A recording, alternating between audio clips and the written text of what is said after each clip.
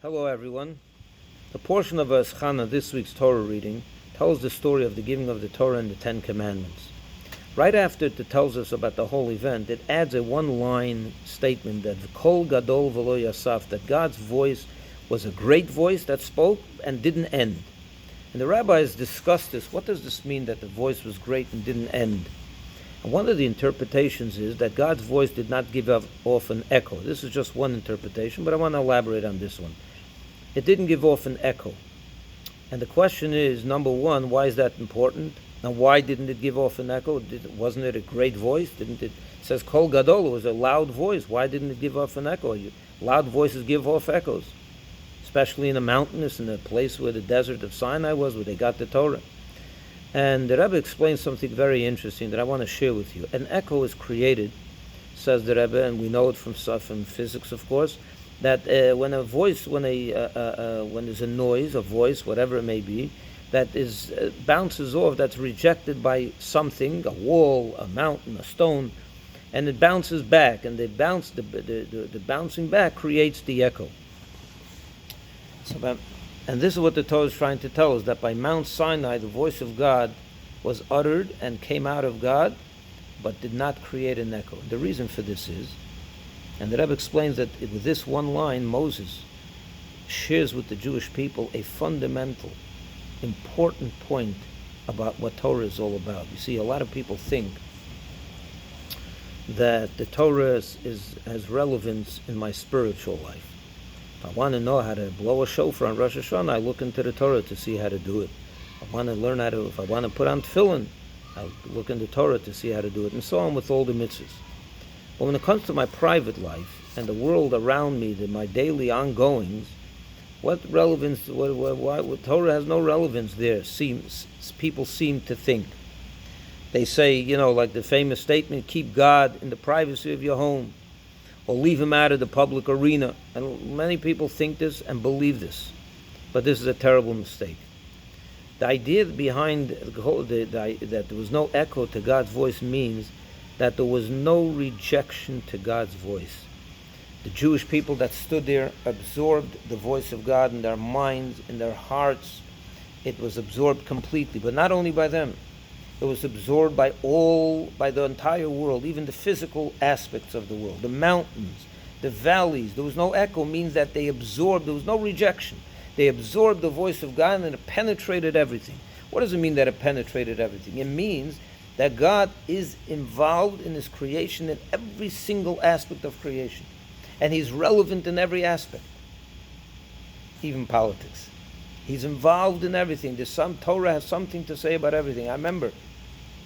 Oftentimes people ask me, "Rabbi, what do you think about Israel? What should Israel do with the unfair UN or even in the State Department or whatever it may be?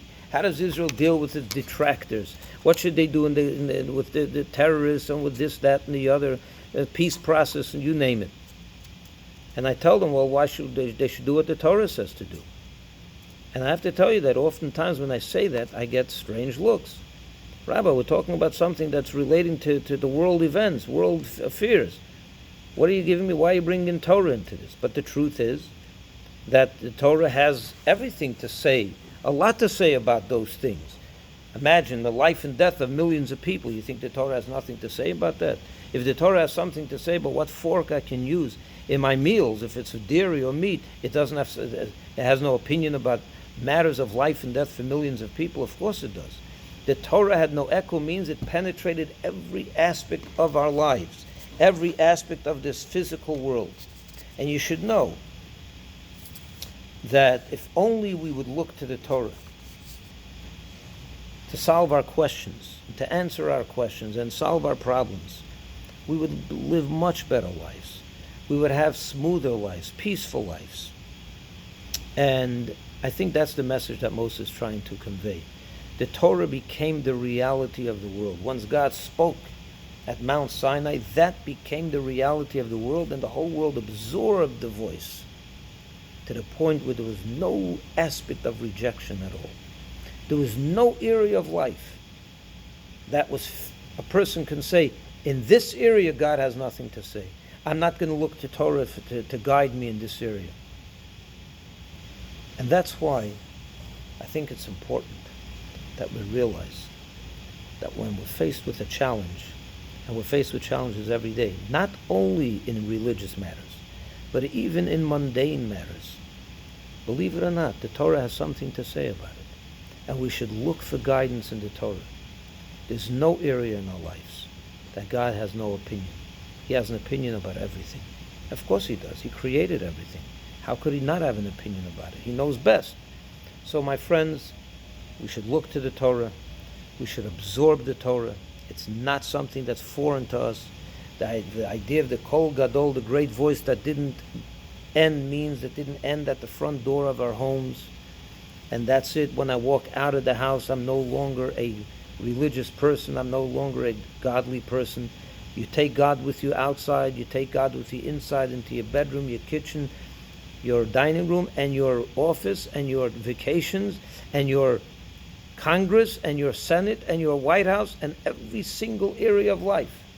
The Torah has something to say about everything. And I know people say rabbis and religious leaders should not opine about certain areas. And of course we have to stay out of raw politics. But on issues that deal with people's lives, how could the Torah not have something to say about it? We should look to the Torah and receive the answers. And if we did, we would get the answers, and we would get the right answers. And when you get the right answers, you have a good life, and a right life, and a peaceful life. May you all be blessed with a wonderful Shabbos, and thank you for listening, and we'll see you again next week. Shabbat Shalom.